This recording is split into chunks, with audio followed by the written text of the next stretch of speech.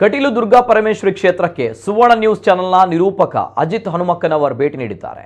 ಶುಕ್ರವಾರದ ವಿಶೇಷ ಪೂಜೆಯಲ್ಲಿ ಪಾಲ್ಗೊಂಡಿದ್ದ ಅಜಿತ್ ದೇವಿಯ ದರ್ಶನ ಪಡೆದುಕೊಂಡಿದ್ದಾರೆ. ಈ ವೇಳೆ ಅಜಿತ್ ಹನುಮಕ್ಕನವರ್ ಅವರನ್ನ ದೇವಳದ ವತಿಯಿಂದ ಗೌರವಿಸಲಾಗಿದೆ.